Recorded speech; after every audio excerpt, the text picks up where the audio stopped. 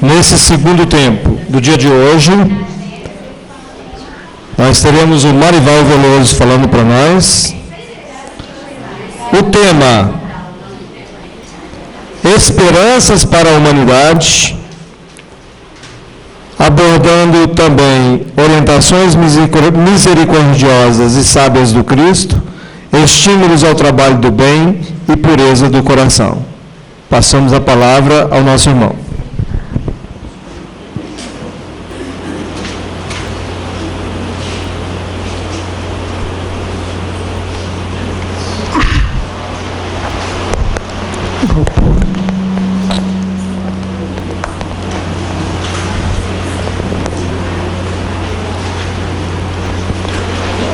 Amados irmãos, que a amorável presença de Jesus possa felicitar os nossos corações. Que a infinita misericórdia do Pai nos possibilite, ao final deste encontro, nós nos sentirmos robustecidos, fortalecidos para a prática do bem e do amor ao próximo. Que nós tenhamos na nossa caminhada passos mais firmes, mais condizentes com a nosso propósito de evolução. Porque este é o grande objetivo da nossa caminhada evolutiva. Nós pedimos a vocês que compartilhem conosco naquilo que for oportuno dentro do tema que nós estivermos, dentro do ângulo que nós estivermos abordando. Nós lembramos que nós estamos realizando o 22º ciclo de estudos espíritas aqui no Abrigo Jesus.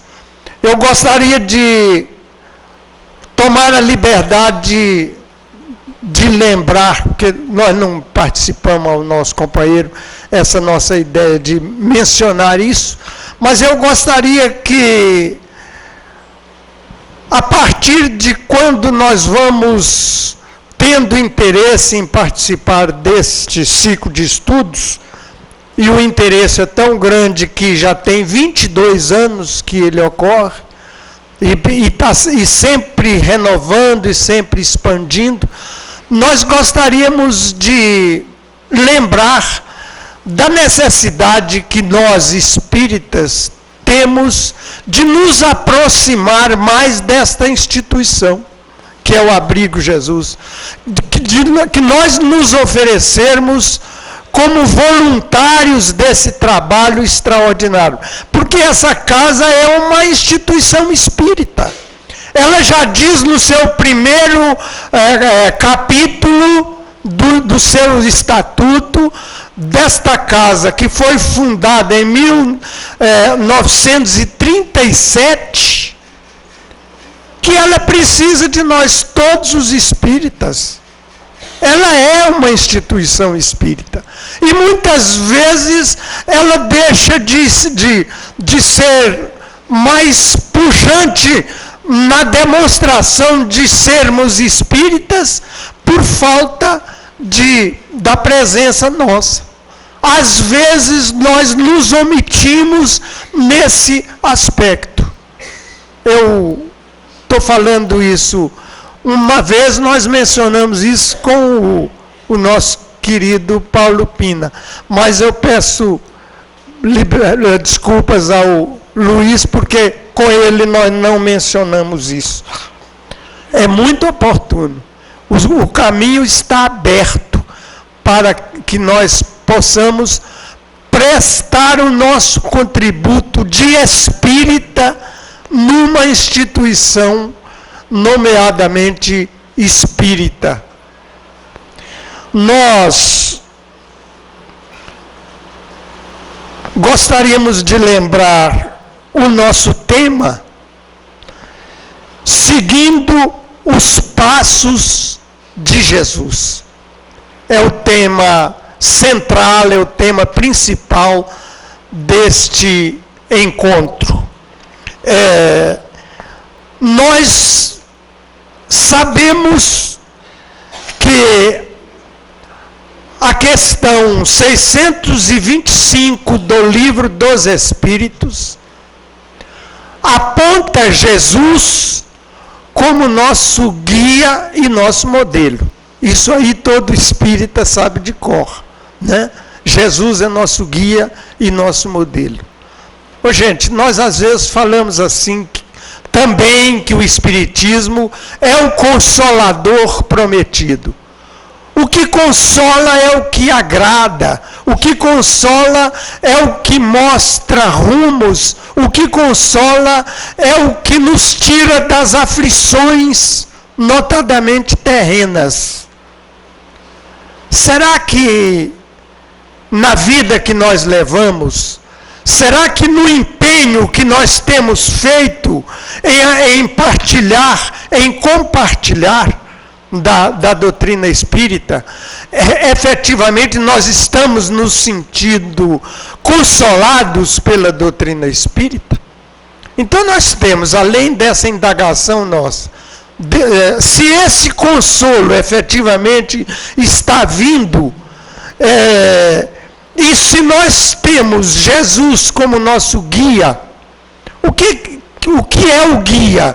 O guia é aquele que vai na frente. O guia é aquele que toda a iniciativa nossa, a proposta é consultá-lo. Não é?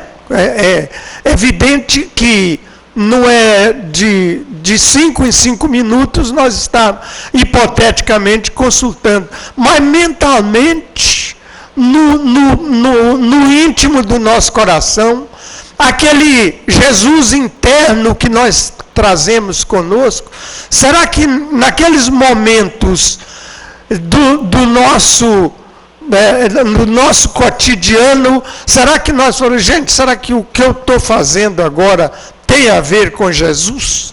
Porque deve ser dessa forma. Não é fanatismo religioso, isso que eu estou propondo. É convicção de que nós não estamos sozinhos. Então Jesus é nosso guia. Jesus é o nosso modelo. O modelo, nós devemos nos modelar pela figura de Jesus. Aí já é nós buscarmos a vivência nossa na simplicidade do bem sobre tudo. Quer dizer, é nós deixarmos de privilegiar-nos, porque muitas vezes, meus irmãos, nós nos privilegiamos querendo sempre o melhor. Eu fico, às vezes, preocupado quando nós começamos a indagar muito na nossa casa espírita. Nós falamos assim, qual é o expositor de hoje? Porque nós queremos fazer uma seleção particular para nós. Aí se falar assim, é o Joãozinho, é o fulaninho e tal, fala assim, então não vou lá não. Quer dizer, e às vezes, algo minúsculo que nós precisaríamos ouvir, vem da boca da simplicidade do expositor. Então, se nós ficamos, meus irmãos, carregando para nós privilégios de querer o melhor, é como se nós, no nosso dia a dia, achássemos que o nosso bife tem que ser o filé mignon. Quer dizer, nós estamos querendo o melhor para nós. É até compreensível que nós queiramos o melhor para nós. Mas é muito perigoso, meus irmãos, porque ao cabo da nossa caminhada nós vamos criando certos hábitos que são chamados de instalações perigosas. Às vezes nós criamos instalações perigosas, desde o travesseiro, que nós falamos assim, só durmo no meu travesseiro. Só como com o meu talher especial. Só viajo assim assado. Quer dizer, nós vamos criando instalações perigosíssimas. Porque depois, quando nós desencarnarmos, como é que fica? Gente, cadê meu travesseiro? Aonde foi parar meu travesseiro? Esqueci de trazer meu travesseiro. Olha, essa comida eu não gosto, não sei o quê. Vocês entenderam, gente? Nós precisamos habituar-nos à simplicidade no bem. Nós precisamos buscar as coisas essencialmente simples. O nosso propósito é, sobretudo, o propósito de servir. Nós gostaríamos de falar de Jesus também nessa nossa proposta, embora o nosso tema é específico. Mas nós lembramos que Jesus inicia o seu mandato divino entre nós, agindo primeiramente, dando-nos muitas alegrias. O primeiro trabalho, a primeira ação de Jesus é exatamente a transformação de água em vinho nas bodas de Caná. Embora o senhor Manuel tenha deixado aqui para nós, né, algo também de meditação noutro campo. Então, nós gostaríamos de lembrar alguns aspectos desta presença maravilhosa de Jesus entre nós, porque até quem procurou falar disso também, além de outros luminares, nós temos a fala de Joana de Ângeles, né? De Jesus, de Bezerra, de muitos companheiros que dedicaram páginas extraordinárias com relação à figura excelsa de Jesus. Jesus foi, por exemplo, um ecologista nato. Ele tinha uma dinâmica toda especial para nos ensinar, uma didática toda especial. Então, ele utiliza expressões vivas da terra. Ele não vai buscar noutras paragens, mas ele busca as expressões vivas da terra, mormente aquelas que predominavam na paisagem onde ele nasceu. Jesus nos fala de aves, Jesus nos fala de serpentes, de lobas, de peixes, ele nos fala dos lírios do campo, ele nos fala do mar, ele nos fala da mostarda. Ele adotou, Jesus, a fraternidade como a mais eficaz experiência social.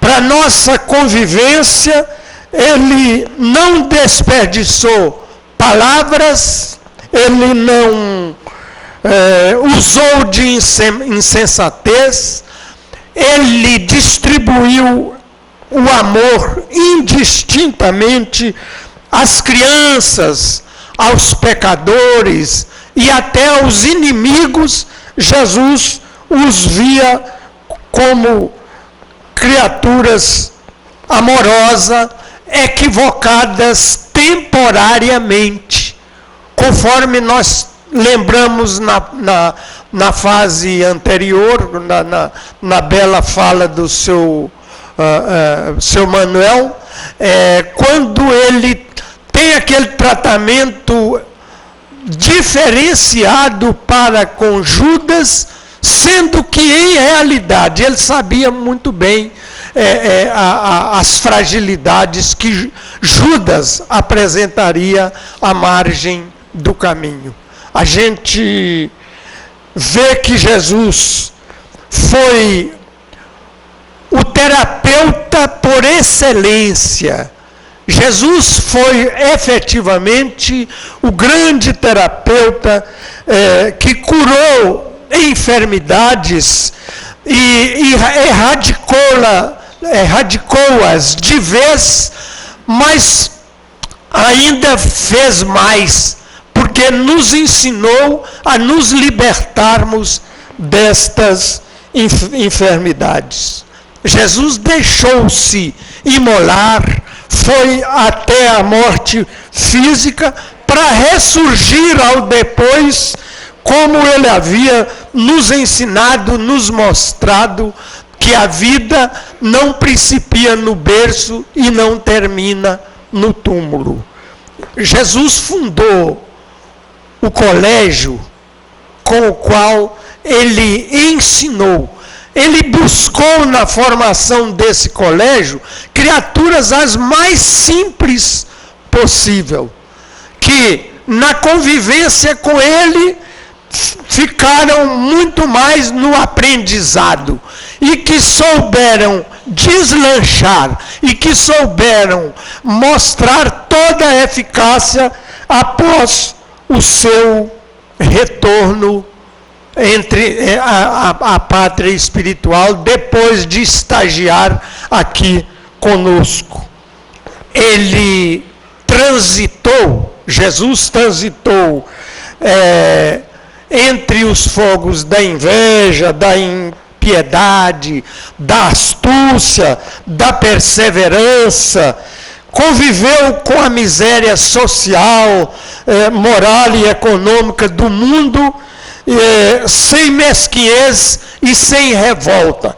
Quando ele fala, o Filho do Homem não tem uma pedra de sua para repousar a cabeça, ele não está reclamando. Ele está fazendo com que nós constatemos essa grande realidade para servir-nos desta realidade como a maneira pela qual nós deveríamos nos guiar. Porque até aqui, meus irmãos, nós não temos efetivamente, nas horas mais apertadas, buscado Jesus como nosso guia e nosso modelo. Então ele diz, sim, que o Filho do Homem não tem uma pedra de sua para repousar a cabeça. É o lembrete mais eficaz que a gente conhece, porque é exatamente para nos dizer assim: procurem desapegar das coisas materiais, procurem não fazer de cada uma coisa mais simples o seu grande tesouro. Porque aonde nós temos o nosso tesouro, aí nós temos o nosso coração. Essa fala, meus irmãos, deve ser seguida por nós com muito carinho. Porque ainda aqui, até neste século que já é o 21, nós temos ainda, apesar das sucessivas vidas pelas quais nós temos nos embarcado, nós ainda não aprendemos o desapego. Né? Nós ainda não aprendemos o desapego. Nós temos a visão que Jesus nos oferece, e ele nos mostra isso sucessivamente na sua cartilha divina, diante daqueles escribas e fariseus, aqueles doutores da lei, que o procuravam muito mais para o tentar do que para o aprendizado. Um deles chega para Jesus e diz: mestre, o que eu devo fazer para ganhar a vida eterna? Jesus diz para ele: o que você lê na lei? O que está escrito na lei? O que você interpreta nela? Amar a Deus sobre todas as coisas, de todo o entendimento, de todo o espírito, e ao próximo como a si mesmo. O que Jesus responde para o rapaz? Você respondeu magnificamente bem. Faze isso e viverás. E viverás. Eu gosto dessa lembrança. Quando Jesus fala viverá, ali não estava falando de morte física, mas a demonstrar que há ângulos na vida que nós caímos em verdadeiras mortes morais, né? Quer dizer, e embora nós vamos verificar que no Evangelho de Jesus há mais de uma dezena de oportunidades para nós observarmos que Jesus fala de morte sem estar falando de morte física. É bom nós lembrarmos isso, porque geralmente companheiros de outras religiões combatem a reencarnação dizendo assim: mas Jesus falou que só se morre uma vez. Quer dizer, isso aí é outro episódio. Quer dizer, nós só morremos uma vez em cada reencarnação. Né? Então nós não podemos tomar por base a morte falada por Jesus. Nesta passagem, Jesus fala para o doutor da lei: faze isso e viverás. Você estará na plenitude da sua caminhada evolutiva, amando os inimigos, amando as pessoas. E aí você mantém a sua eternidade. Mas, porque às vezes, meus irmãos, nós confundimos imortalidade com eternidade.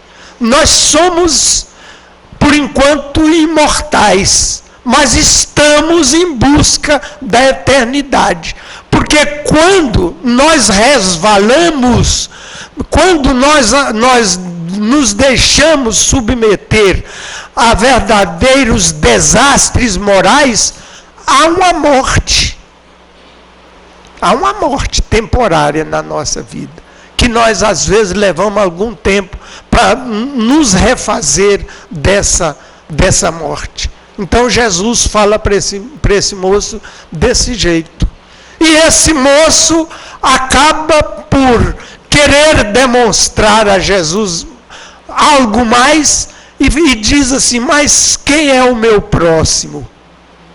Aí Jesus nos oferece aquela parábola extraordinária que fala da parábola do bom samaritano, né? Que nós todos conhecemos, que nós todos valorizamos, que é um dos maiores patrimônios que a humanidade pode contar com ele. Então, meus irmãos, Jesus conhece os poderosos em trânsito no mundo, conhece os ricos, os dominadores, sem que isso lhe cause inveja nenhuma. Sem inveja nenhuma. Enquanto que nós, às vezes, meus irmãos, por N razões, mostramos aspectos geralmente muito tristes, muito titubeantes na nossa caminhada. Porque geralmente, porque praticamos o bem, nós nos sentimos como que encarcerados na prática do bem. Nós nos encarceramos na prática do bem. Ou às vezes nós cobramos elevadas taxas de tributos às pessoas porque fizemos o bem. São momentos de reflexão na nossa vida, meus irmãos. Quando nós nos encarceramos na vaidade de ser bom, é porque nós começamos até a mudar a nossa postura física, até que nós gostaríamos mesmo que todo mundo reconhecêssemos que nós somos bons, que nós fazemos o bem. Então nós nos encarceramos na vaidade de ser bom. E às vezes nós fazemos que as pessoas que nós cobramos elevados tributos às pessoas porque os beneficiamos em alguma parte, em algum lugar. Quer dizer, tudo isso nós vamos verificar que Jesus não fez nada disso.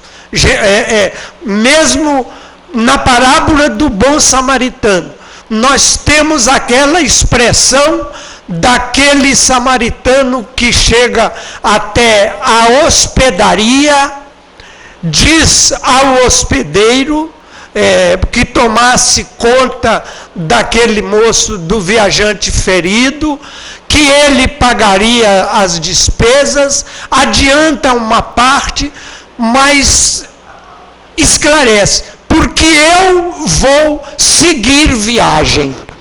Gente, esse seguir viagem tem uma significação magistral, como ensinamento, como uma didática extraordinária. Porque, às vezes, nós fazemos o bem e não temos coragem de seguir viagem. Nós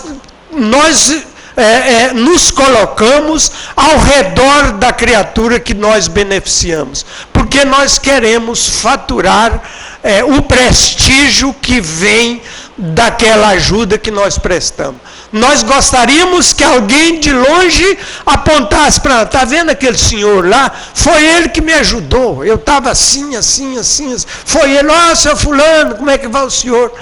E ai de nós, se a criatura passar por nós e não se manifestar, porque nós vamos falar assim: puxa vida, até parece que ele esqueceu tudo que eu fiz por ele, porque ele não fez a reverência que nós achamos que ele precisava de fazer. Ô, gente, é mais ou menos isso, como diz uma amiga nossa. Vocês gostariam de dizer alguma coisa? Nós vamos prosseguindo então. João Batista, no capítulo 3, versículo 17 do Evangelho de Lucas, tem um tratamento interessante dedicado a Jesus. Ele nos dá notícia que Jesus tem a pá na sua mão. Então, que Jesus limpará a sua eira e ajuntará o trigo, e etc, etc. Quer dizer, então ele está lembrando que Jesus tem a pá nas mãos. Gente, muitas vezes, por vaidade, nós não pegamos na pá de maneira nenhuma. Quer dizer, há um simbolismo aqui. Mas aqui, veja bem, ele está falando da pá. Quer dizer, nós lembramos um dia, lá na União Espírita Mineira, eu ao lado do Honório, entrou uma companheira que gostaria de ser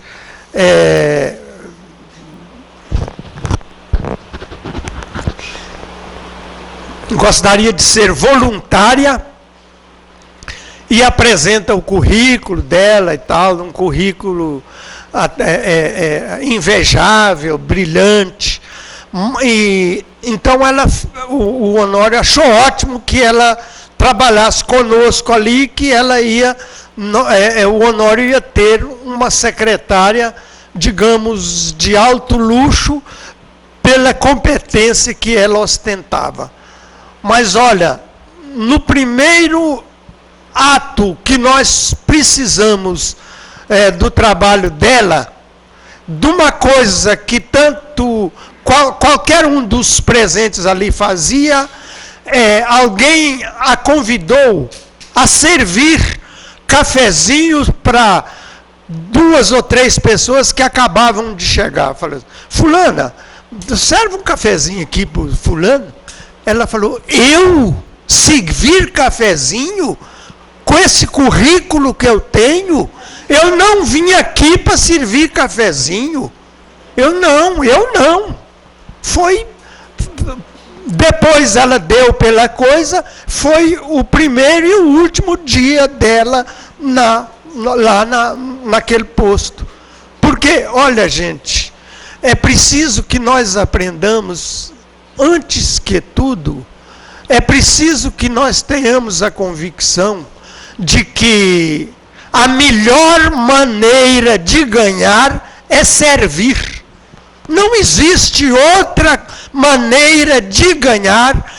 Evidentemente, eu estou dizendo com essa convicção, porque eu estou falando para uma plateia espírita, porque eu estou falando no ambiente espírita. A melhor maneira de ganhar é servir. Que é muito melhor servir do que ser servido. Quem nos fala isso é Jesus. Porque Jesus apanhou os discípulos discutindo acaloradamente, dizendo assim, entre eles: mas como é que a gente vai fazer para ser o maior?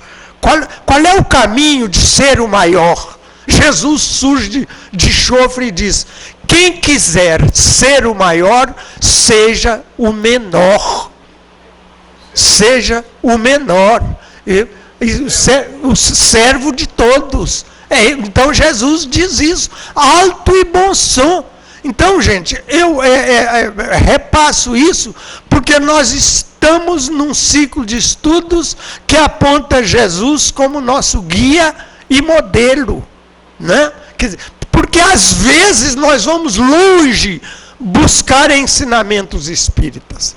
Às vezes nós queremos sair do arroz com feijão dentro das palestras espíritas para buscar coisa bem maior, bem mais erudita. Né? Nós falamos muito de física quântica, de não sei o quê, enquanto, na verdade, nós estamos ainda precisadíssimos do beabá, porque nós ainda não chegamos ao domínio do beabá espírita, como deve ser, né? Então, é oportuno para nós que nós aprendamos, que nós estejamos compreendendo isso da maneira que nós precisamos compreender. Então, meus irmãos, João Batista, que é uma figura que nós devemos lembrar com muito carinho, porque João Batista, na minha opinião, quer dizer, porque eu não li tudo ainda, eu falo assim, sem humildade, com os pés no chão, para dizer que, na minha avaliação, o precursor que mais cumpriu o seu papel de precursor foi João Batista. Porque João, a todo instante, dava demonstrações de ter Jesus como superior a ele. A todo instante, ele falava de Jesus como guia e modelo da humanidade. Ele não duvidou hora nenhuma nesse aspecto, né? Então, enquanto que outros do mundo oriental, por exemplo, muitos deles se deixaram levar e acabaram plasmando a ideia de superioridade. Tanto, em razão disso e por outras razões, o cristianismo não é maioria no planeta. Não é, porque os países de densidade demográfica maior, de densidade maior, não são cristãos. Né? Então, se dependesse de João, o nome de Jesus teria plasmado no mundo inteiro. Então, meus irmãos, Jesus é chamado de mestre, é chamado de pastor, é chamado de Messias, é Salvador, é príncipe da paz, mas o precursor designa-o por trabalhador atento. É a fala do precursor, que o chama de trabalhador atento, que tem a pá nas mãos, que limpa o chão duro e inculto. É dessa forma que João, seu primo, vê Jesus, que ele colherá o trigo, etc, etc. Então, a gente não vê Jesus, diz Emmanuel nos seus comentários, a gente não vê Jesus portando ordenações e pergaminhos, empunhando leis. Não, porque a lei, na verdade, ele a ensina, mas não a lei que vem dos homens, mas a lei que sai do seu coração. Então Jesus não carece desses pergaminhos. Jesus, que já havia decepcionado os poderosos, porque nasceu numa manjedoura, ele não é o mensageiro que eles esperam de vir num carro cheio de glórias magnificentes, num carro de ouro, num carro de diamante, num carro de metais preciosíssimos. Jesus os decepciona a todos, os decepcionam a todos eles, porque exatamente Jesus vem numa manjedoura. Jesus vem nos dando as melhores lições de simplicidade. É por isso, meus irmãos, é essa simplicidade de Jesus, nosso guia e nosso modelo, que em muitos aspectos nós precisamos amealhar para conosco. É evidente que nem sempre, diante de cargos que nós desempenhamos aí fora, nós não podemos vestir à torta e à direita. Não é isso que a gente fala. Porque de repente você veste o corpo com púrpuras e linhos, mas veste o coração com a simplicidade do Evangelho de Jesus. E é aí que faz a diferença. Quer dizer, não é o por fora que deve ser o comando da nossa caminhada, mas exatamente o por dentro. É aquele sentimento, é aquele Deus interno que nós trazemos conosco, que nós devemos cultuar a todo instante. Meus irmãos, esperanças para a humanidade. Será que Jesus nos legou essas esperanças? Será que a doutrina espírita, revivescendo o cristianismo, pode nos oferecer essa esperança? São indagações que às vezes nós temos que fazer. Às vezes nós vamos pensar assim: puxa, mas nós somos 4, 5 milhões de espíritas, segundo o IBGE, para um universo de mais de 100 mil pessoas. Será que nós temos condição? Será que não é muita petulância nossa, esse punhadinho, chegarmos a desempenhar esse papel? Gente, é preciso que nós lembremos que Jesus fundou um colégio com ele mais 12 homens e praticamente sem cultura nenhuma esses homens. E eles são, não apenas Jesus, mas eles mesmos são glorificados, são reconhecidos até hoje pela humanidade. Quer dizer, numa época em que a comunicação era muito difícil, que a comunicação era verbal, era boca a boca, né? Quer dizer, então, e hoje nós temos recursos e mais recursos que a mídia nos oferece. Eu até abriria um pequeno parágrafo, meus irmãos, para lembrar o seguinte. Até nas palavras cruzadas eles estão falando que a preferência do brasileiro pela internet é pelas redes sociais. A preferência do brasileiro na internet é nas redes sociais.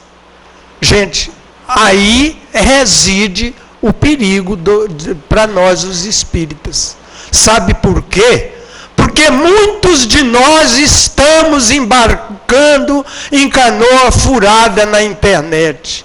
Muitos de nós estamos indo ao roldão da maioria e utilizando aquela comunicação maravilhosa para pornografias, para mediocridades, para assuntos de falar mal do próximo, de ficar atacando os outros politicamente, porque não fazem parte das nossas tendências políticas.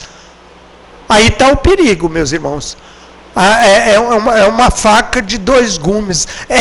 Aquilo que poderia ser uma ajuda extraordinária para nós espíritas trabalharmos, pode ser uma armadilha sem tamanho.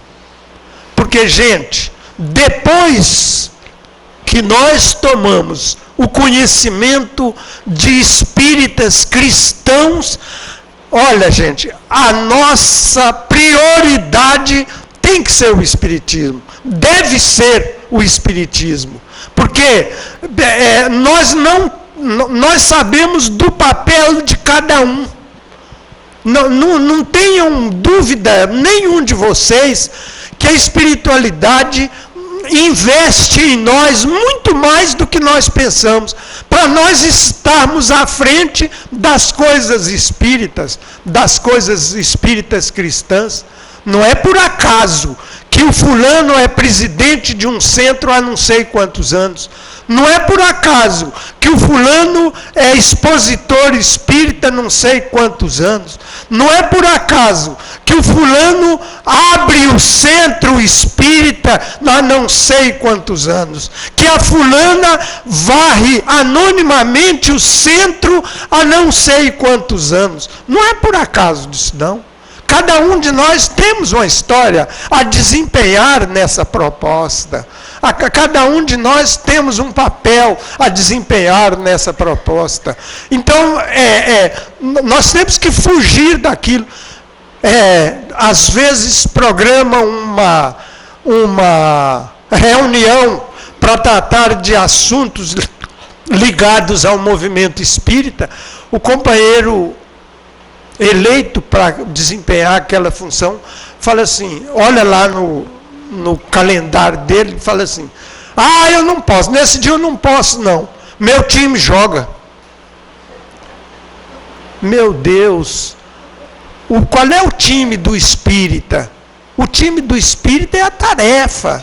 O time ainda que nós, aí é que se nós ainda estamos tão apegados, vamos lembrar de Paulo que fala assim, de joelhos desconjuntados a gente tem que seguir em frente. Quer dizer, se nós estamos nos deixando desconjuntar os joelhos por causa de futebol, né? Vamos em frente, larga aquela proposta de ir ver o jogo e vamos compartilhar das tarefas que nós temos que fazer. Nós somos espíritas, e o espírita é aquele, muito se pedirá a quem muito recebeu. Então nós... queria te fazer uma pergunta sobre isso, até considerando aí a sua participação na União Espírita Mineira. Veja bem, o que nós temos percebido nos últimos tempos é uma falta de comprometimento muito grande de muitas pessoas vinculadas ao movimento, certo? O que acaba sobrecarregando para outras, tá? Para poucas pessoas. Para meia dúzia. Às vezes a casa espírita tem 200 frequentadores. Meia dúzia que segura o chifre do boi. E aí, com essa preocupação da esperança para a humanidade, tá? Eu queria um pouco além aí, você poderia trazer alguma coisa para nós, justamente com essa vivência aí da União. Que é um outro aspecto que a gente está percebendo na doutrina.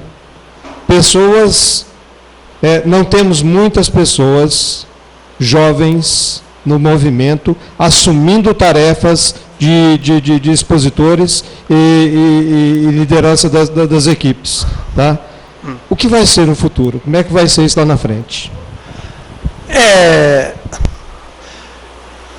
A par da minha presença na União Espírita Mineira, que hoje é mínima, né, porque eu não sou mais diretor da União Espírita Mineira, então é mínima a minha presença. Não, tudo bem. Com relação à experiência que a gente acabou adquirindo lá, nós temos vários itens dessa falta de presença. Quer dizer, a primeira que eu entendo é a nossa falta de convicção em sermos espíritas. Infelizmente, nós ainda estamos num estágio tão pequeno que tem muitos de nós que temos vergonha de dizer publicamente que somos espíritas. Você pega o ônibus, como eu sou idoso, eu sento lá na frente, às vezes, todo mundo me vê lá na frente. Os lá de trás grita para mim assim, Marival, você vai lá hoje? Conversa em código, gente.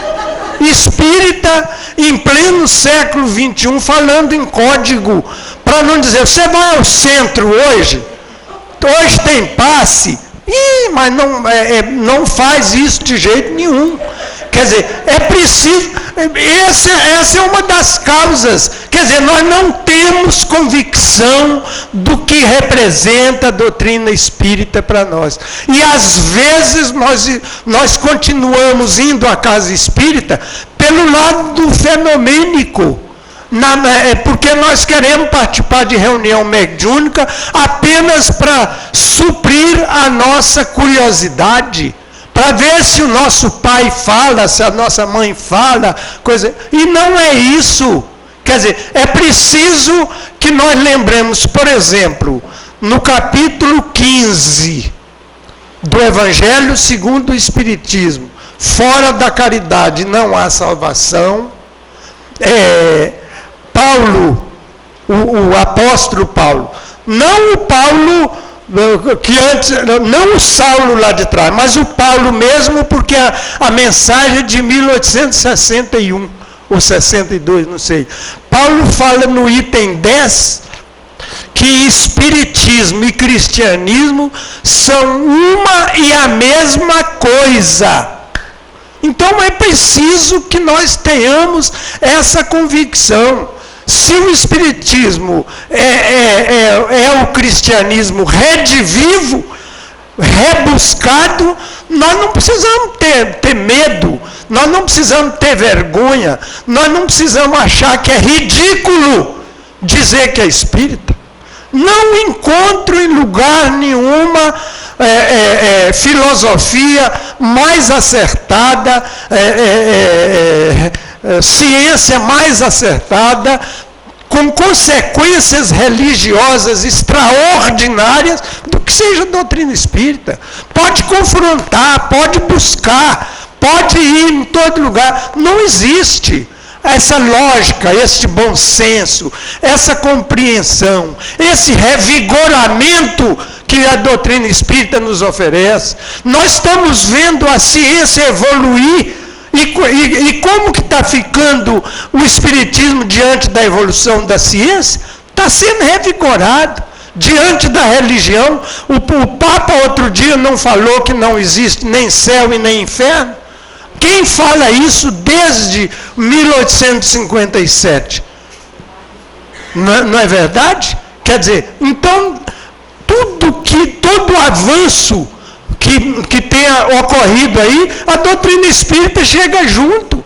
E chega junto, e é tão grande a postura espírita que Kardec diz assim: se amanhã alguma coisa dita pela doutrina espírita for incoerente com o avanço da ciência, nós vamos encampar esses conhecimentos para a nossa doutrina.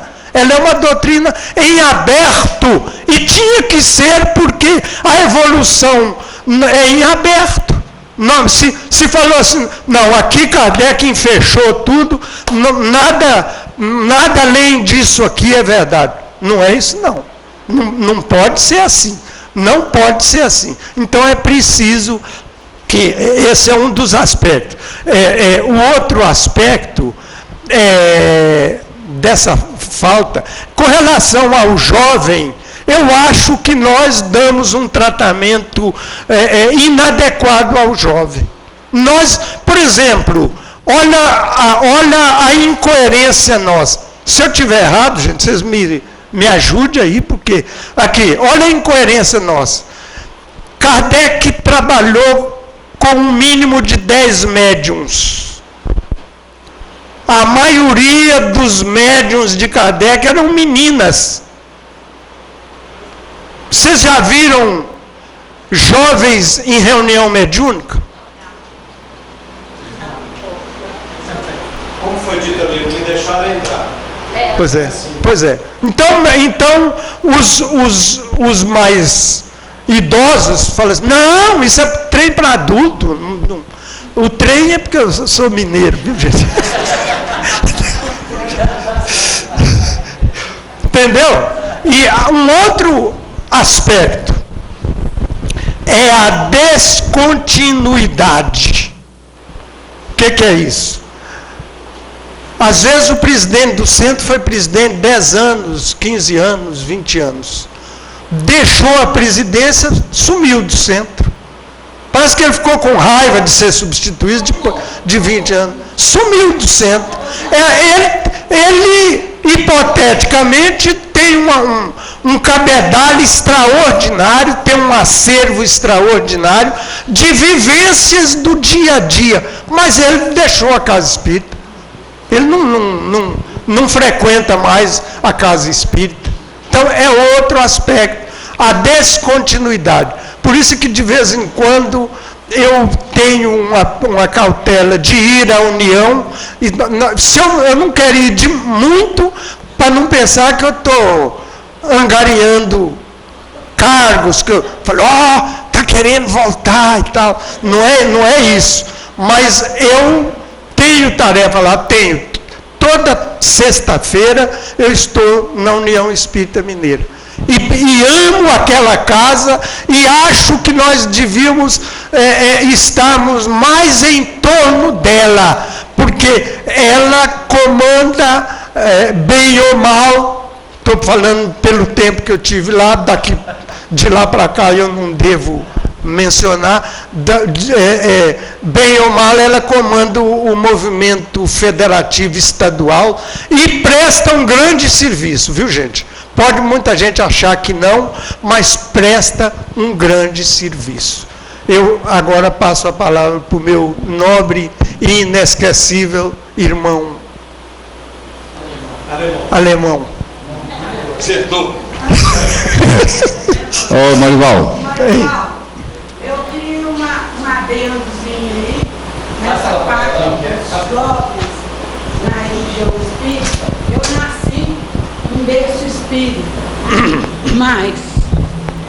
nasci em berço espírita, mas naquela época a gente não podia falar porque a gente era marginalizado nas escolas, era maior dificuldade. Então, eu batizei aos 13 anos de idade, junto com meus irmãos, um mais velho e outro mais novo, por causa justamente dessa dificuldade. Muitas vezes, na escola, eu às vezes, confessava de mentira, e na hora da comunhão não ia, para a professora, para os colegas não saberem que eu era espírita. E meu pai já era muito franco e falava a toda a voz que ele era espírita. E com isso a gente foi muito marginalizado, sabe?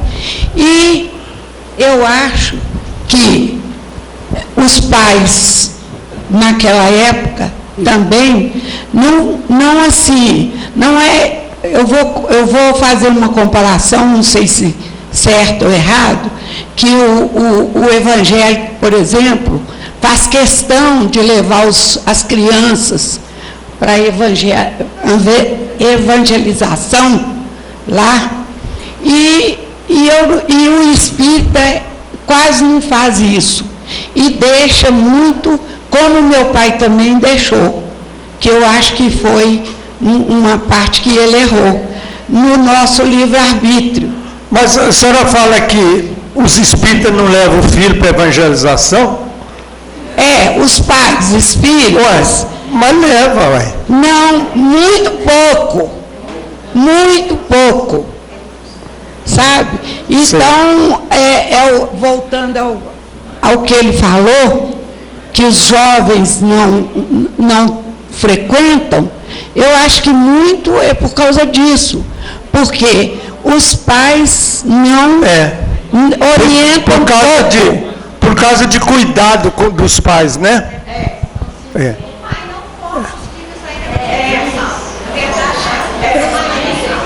Hein? Os pais espíritos, como livre-arbítrio, não forçam os filhos a evangelização desse pequenininho.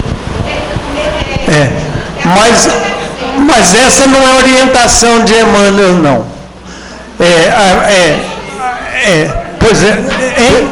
Ô, Marival, deixa eu falar uma coisa sobre isso, que a gente acabou provocando uma coisa aqui interessante.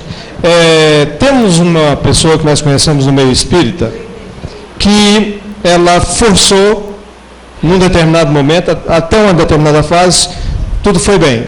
Mas a partir de um determinado momento, ela forçou a filha a comparecer, participar do movimento espírita. Certo? Essa pessoa participa com a gente aí em várias atividades. Não vou falar nome, não vem ao caso. Tá? No final da história, depois de decorrido um certo tempo, a filha agradeceu. Mãe, obrigada por ter me forçado. Certo? Isso aqui, só para a gente retratar esse quadro, essa situação, perfeito, como realmente deve ser conduzido, como o Marival. Mas eu ainda quero passar a ideia de Emmanuel sobre isso. Mas tem um contrato também. Tem um contrato também, Verdade de Nazaré, o dirigente não deixou, porque ela deixou o filho embora, ela vai Posso falar? Bom dia, meu nome é Lídia. Eu vim pelo Espiritismo através da dor. eu sou católica e eu fui... Desculpa.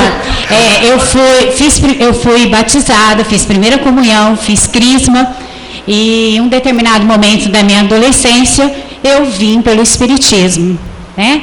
E também não aceitava. Então eu ia no espiritismo, ia no catolicismo, ia no espiritismo, ia no catolicismo. E depois de casada, meu marido também católico, e chegou um determinado momento, eu tinha uma afinidade muito grande com meu avô, e já casada com 2 filhos, eu tive um sonho que ele falou assim para mim que minha luz estava se apagando. E aí eu retomei novamente para o espiritismo, e aonde eu falei, não, agora eu vou voltar definitivamente para o espiritismo, e voltei. E aí, nessa decorrência, como a família toda é espírita, todo mundo quase me matou, né? E o meu marido, um dia, meu marido ia no catolicismo, e durante a semana eu ia no espiritismo, e ainda acompanhava ele, porque ele queria que os meninos fossem para a igreja católica. E um dia ele foi me acompanhar no espiritismo, porque ele queria saber como que era, e ele, no final ele acabou adotando o espiritismo também. E aí eu comecei a levar meus filhos na evangelização. E meus filhos cresceram dentro da evangelização. Só que todos os primos iam fazer primeira comunhão, né? E também comecei a adotar o evangelho no lar. Eles eram pequenininhos, 4, eles têm diferença de 1 ano. 4 e 5 anos, né? E na mesa do evangelho eu colocava folhas e lápis de cor para eles desenhando. E então eu peguei o desenho... livros infantis, então a gente lia uma historinha para eles, e depois a gente lia uma história para a gente, né? E debatiam, e eles também colocavam a opinião deles. E isso foi até uma certa idade, e levavam na evangelização, e eles ficavam na evangelização, e a gente ficava fazendo um estudo entre os pais. Foram muito bom, tá? Até quando eu vim morar em Belo Horizonte, que eu sou de Ribeirão Preto, e aqui eu também fui procurar uma casa espírita, e fui. Só que antes disso, eles viam os primos fazer primeira comunhão, tudo. Eu cheguei para os meus filhos e falei, filhos, vocês querem fazer primeira comunhão?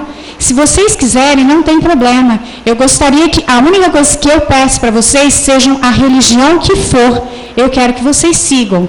Não importa se ela é espírita, se ela é católica, se ela é evangélica, o importante é que vocês sigam uma religião, que sigam a Deus, né?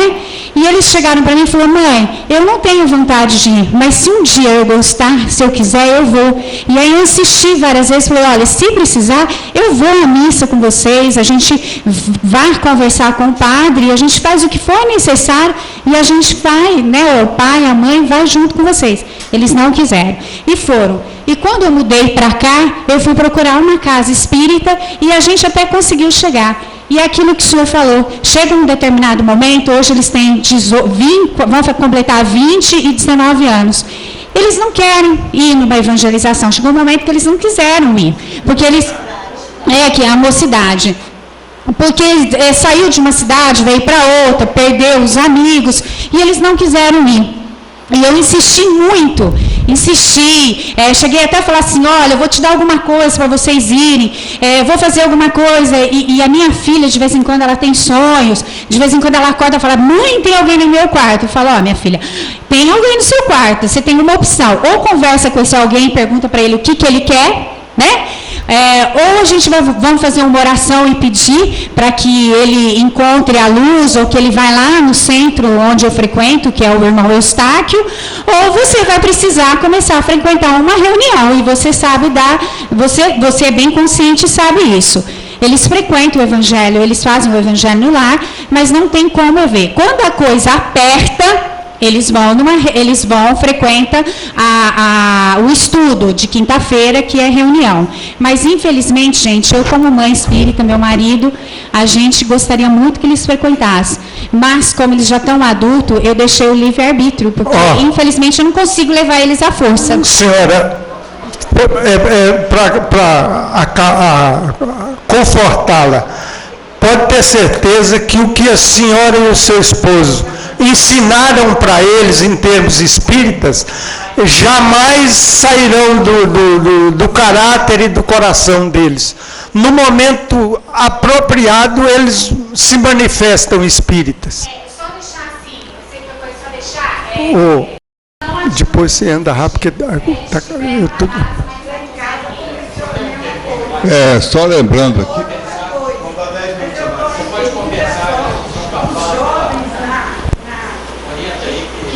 Daquela coisa que ele falou nos jovens que não estão frequentando e que vão, que vai ter dificuldade nas sessões,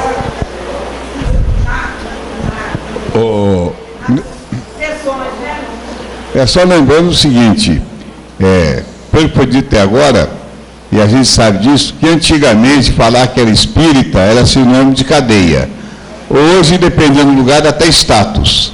Agora, a proposta da doutrina espírita, nós podemos falar que somos espíritas quando pautarmos ou trilharmos os 3 passos. Entrarmos para a doutrina espírita entrar em nós e sair pelas nossas mãos. Enquanto isso não acontece, vamos vibrar no plano da teoria, da filosofia. Ou, em outras palavras, vamos ser espíritas de pijama. Não saímos de casa, não estamos dispostos a nada. Agora, quando nós damos prioridade aos deveres, aos compromissos assumidos, aí sim, deixamos, o meu compromisso é esse, eu tenho que assumir, aí sim é outra história. Agora, quando ficamos, no dia que eu tiver tempo para pronunciar, eu estou precisando de ir lá, ainda cultivando aquela ideia de vou ser espírita, para tomar um passo, tomar água purificada lá e tal, e a espiritualidade vai ajudar, ou em outras palavras, eles vão resolver o meu problema sem me incomodar, pode esperar pela decepção. Não é por aí que acontece.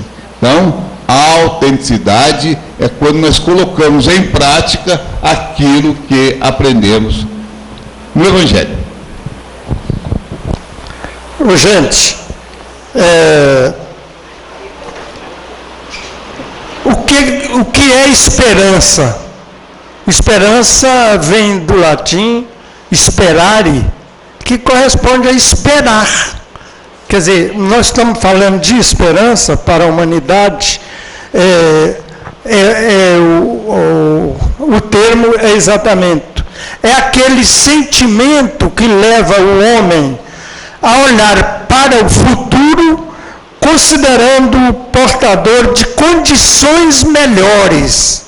Por isso que nós devemos ter condições melhores do que as até então aqui oferecido. Há uma linguagem, uma terminologia com a qual a doutrina espírita não coaduna, que muitas vezes eles falam de graça. Falam assim, eu vou à igreja para receber uma graça e coisa. Quer dizer, essa graça, como coisa de graça, o Espiritismo realmente não tem. Né? Nós não vivenciamos isso. Nós ficamos na expectativa de receber essa graça durante a vida e depois ganhar o céu. Mas aí, aonde que nós vamos falar de céu? Na visão espírita, graça não representa dom ou virtude excepcional, né, especial concedida por Deus, muito menos milagre. Espiritismo não comporta terminologias como graça, como milagre, coisa que vem de graça. Não existe isso. Nós sabemos que a espiritualidade não nos dá nada, a não ser a oportunidade de atingirmos os objetivos. Mas gratuitamente nós não recebemos nada, porque Deus não faz acepção de pessoas. Né? Quer dizer, se ele falasse assim, puxa, vou atender o Marivaldo porque ele é muito bonitinho. Eu estava frito, né? Não é verdade? Então, é isso aí. Então, gente, é importante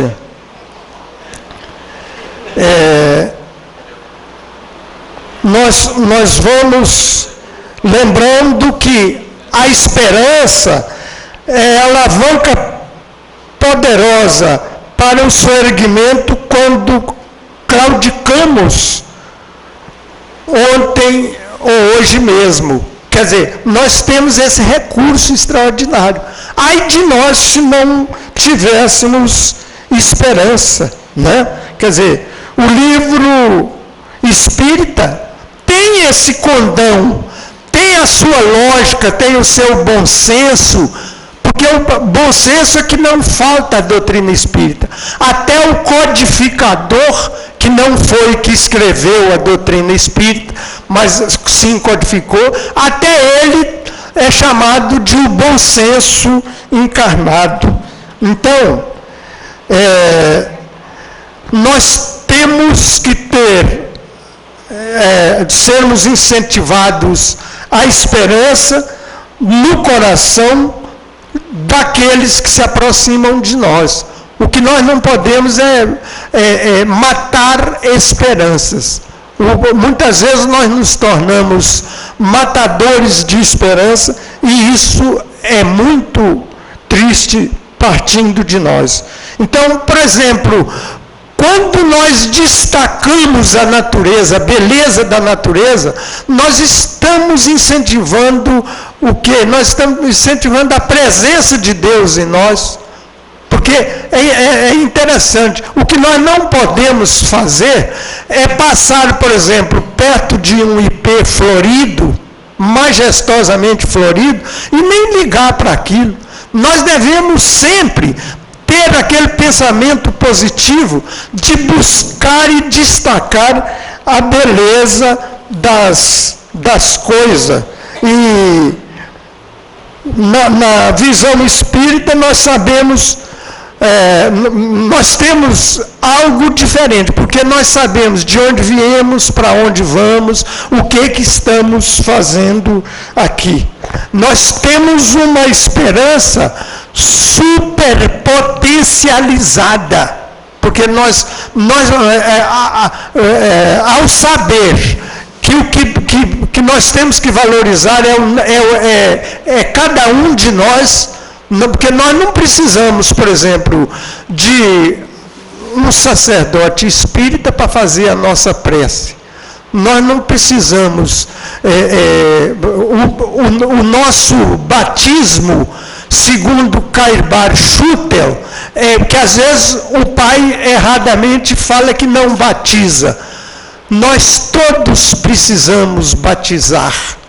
Porque o que constitui o batismo é você ensinar normas de cidadania, normas de respeito, notas de respeitar os idosos e tal, normas de morais. Isso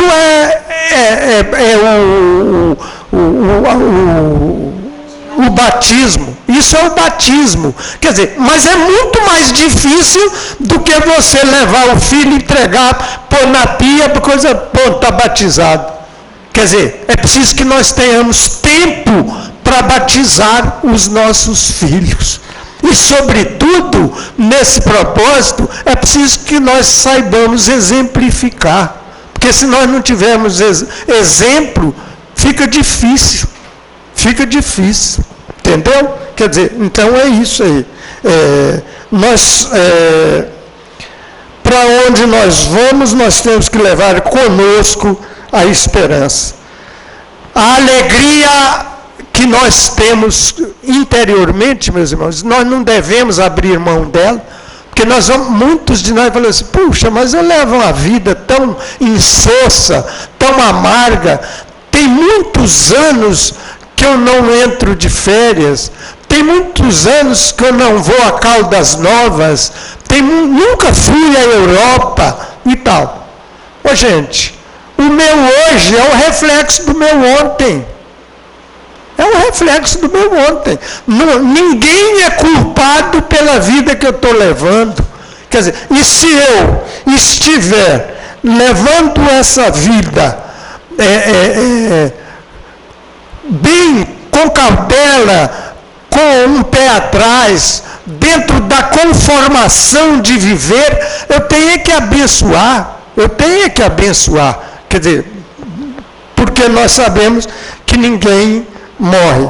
Então nós vamos lembrar, por exemplo, meus irmãos, que nós só sabemos falar efetivamente de esperança, essa esperança que também é raciocinada, é a partir das bem-aventuranças trazidas por Jesus, que nós vamos encontrar nos capítulos 7º e 10º do Evangelho segundo o Espiritismo, que representa para nós verdadeiro roteiro de redobrada esperança. Porque Jesus não nos fala nas bem-aventuranças do hoje, ele fala do amanhã.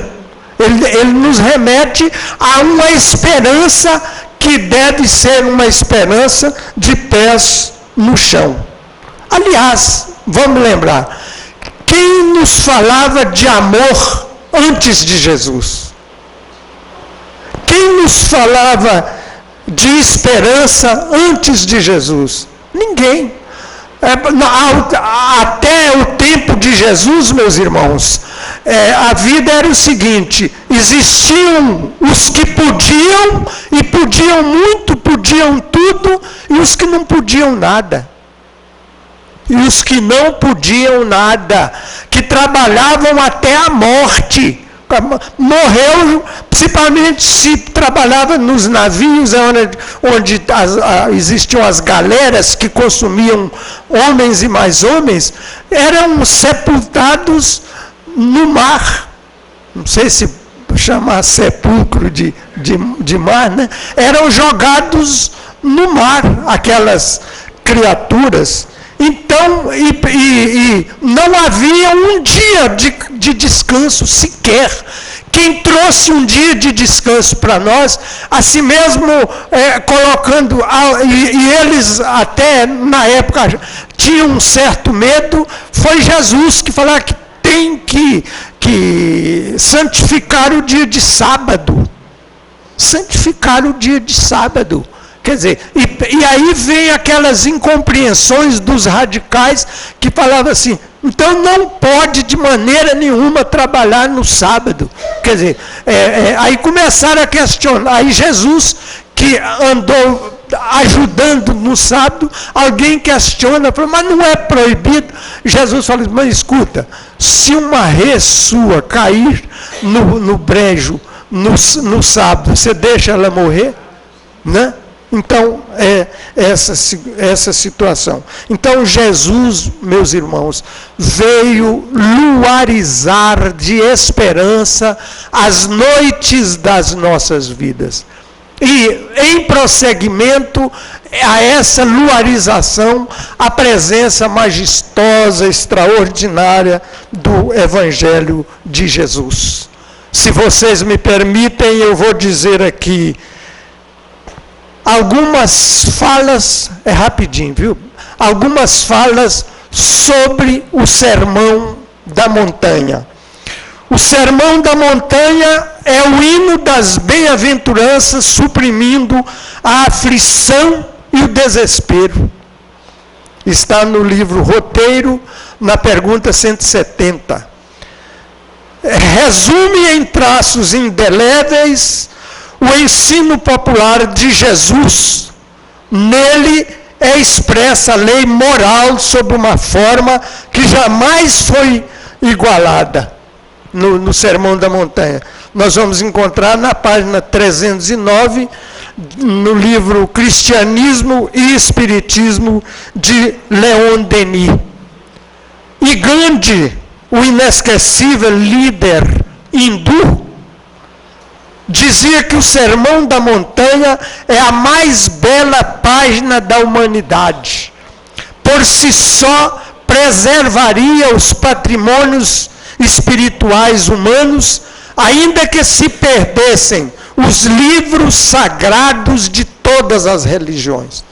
Podiam sumir o Torá, o Bhagavá, né?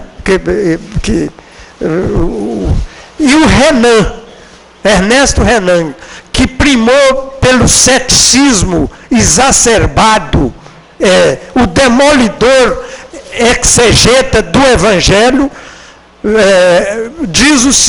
diz que a essência mais autêntica do Novo Testamento a conter em plenitude a inconfundível moral do Cristo. Está no Sermão da Montanha. Está no livro de Richard Simonetti, página 200. E nós gostaríamos de estar agradecendo por essa oportunidade que nos foi concedida. Agradeço as participações que foram muito oportunas, mas eu gostaria ainda de dizer rapidinho que Emmanuel, consultado sobre a questão do chamado, entre aspas, forçar o filho à religião, Emmanuel diz assim: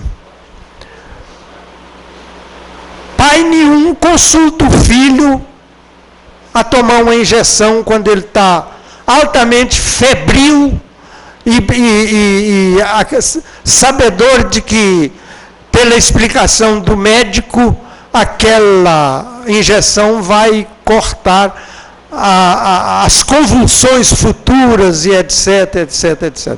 Então ninguém consulta um filho para isso. Então o Emmanuel considera a mesma coisa.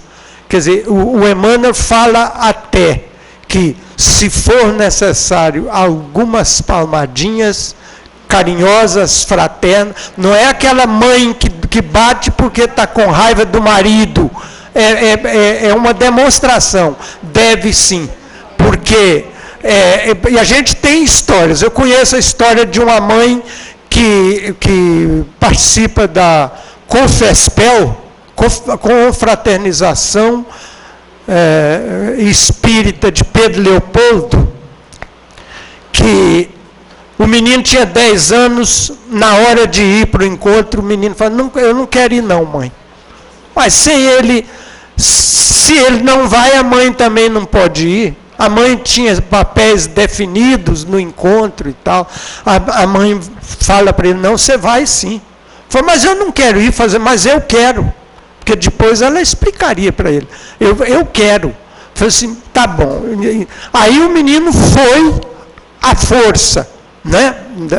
Foi. Chegou lá, brincou tanto com outros meninos que jamais se deu por infeliz de estar ali. Quer dizer, aí depois passou a cobrar da mãe novos encontros. Quer dizer, então, olha, se ela utiliza essa filosofia, era infeliz. Além de ter dado asas de grandeza para o seu filho. Então, é preciso tomar cuidado, né? Quer dizer, é preciso tomar cuidado. Sobretudo, é o amor que vai comandando essas carências que nós trazemos conosco. Muita paz com Jesus, meus irmãos. Obrigado.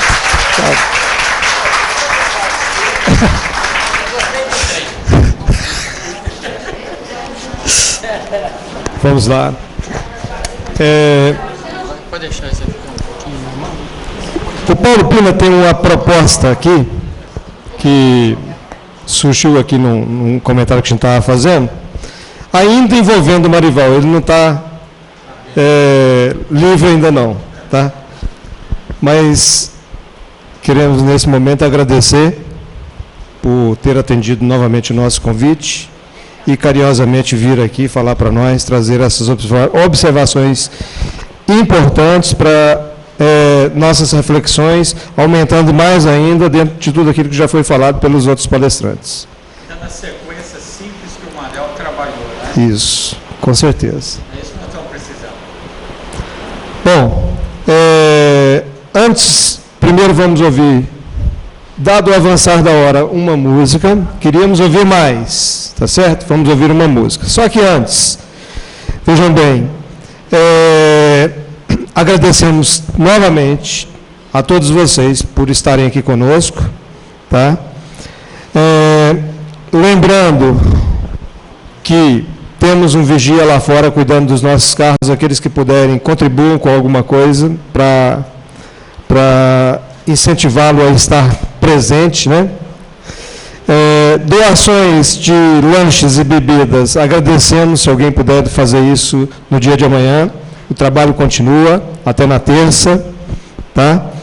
E amanhã nós teremos como expositor no primeiro horário Roberto Lúcio, falando da transformação da humanidade.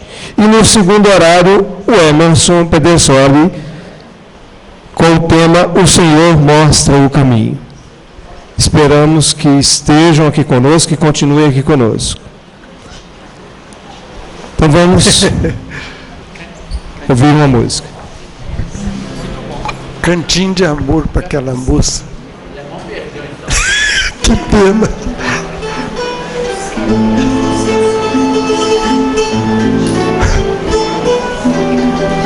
Você entra no circuito para poema de meio cheio com poema.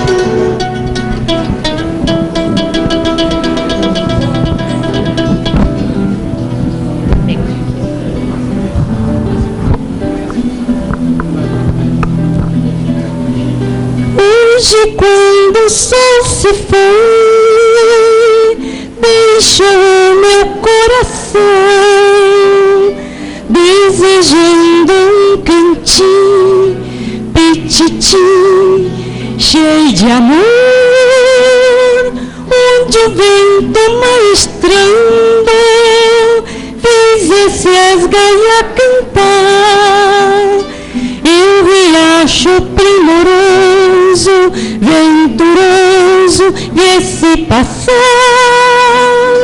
margealdinho de flor, cada uma de uma cor, chamando as borboletas, as abelhinhas e os beija-flor, onde o meu coração de você se lembrasse e cheio de emoção cantasse, cantasse, envolvidos na pureza desses sentimentos meus, eu pudesse com certeza me encontrar ali com Deus, onde o meu coração de você se lembrasse e cheio de emoção cantasse, cantasse, envolvidos na pureza desses sentimentos meus, eu pudesse com certeza me encontrar ali com Deus.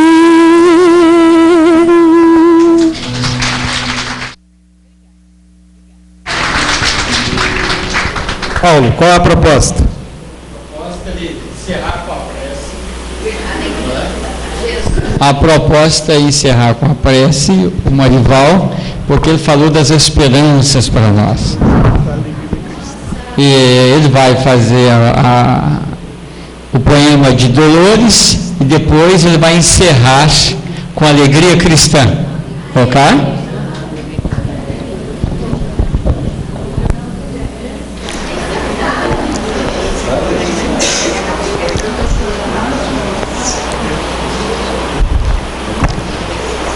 Agradeço, Senhor, quando me dizes não, as súplicas indébitas que faço através da oração. Muitas daquelas dádivas que peço, estima, concessão, posse, prazer, em meu caso talvez fossem espinhos nas sendas que me deste a percorrer. De outras vezes imploro-te favores, entre lamentação, choro, barulho, mero capricho, simples algazarra que me escapam do orgulho. Existem privilégios que desejo, reclamando-te o sim, que se me florescessem na existência, seriam desvantagens contra mim. Em muitas circunstâncias rogo afeto, sem encontrar companhia em qualquer parte, quando me das a solidão por guia que me inspire a buscar-te. Ensina-me que estou no lugar certo, que me ligaste de improviso, e ainda que eu mereça, Senhor, deixo o meu sorriso. Assim agradeço, Jesus, quando me dizes não com teu amor, e sempre que te rogue o que não devas, não me atenda, Senhor, que assim seja.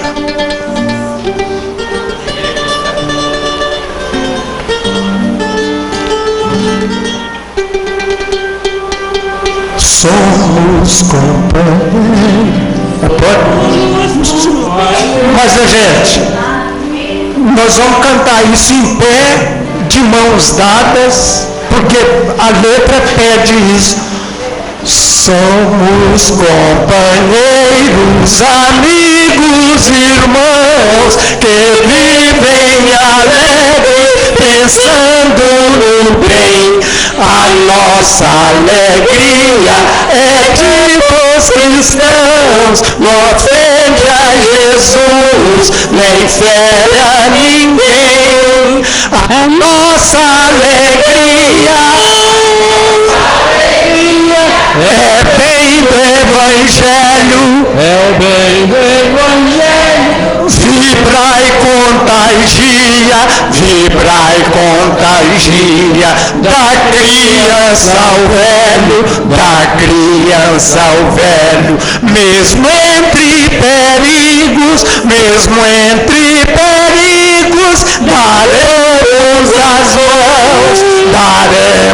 as mãos, como bons amigos,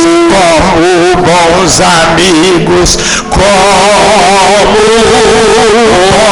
bons cristãos, sempre ombro a ombro, sempre lado a lado, vamos trabalhar com muita alegria pelo Espiritismo mais cristianizado, pela implantação da paz e harmonia.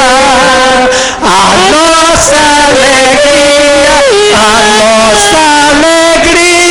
é bem do Evangelho, vibra e contagia,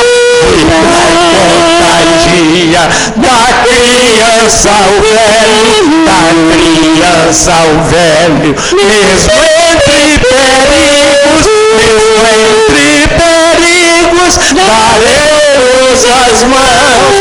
daremos as mãos, como bons amigos, como bons cristãos.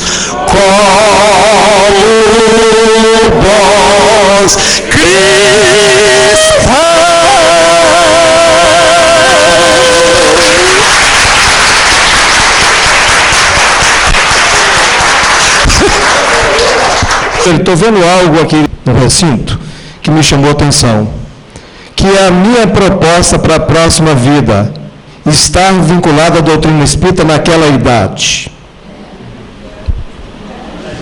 É o que eu vou pedir no plano espiritual.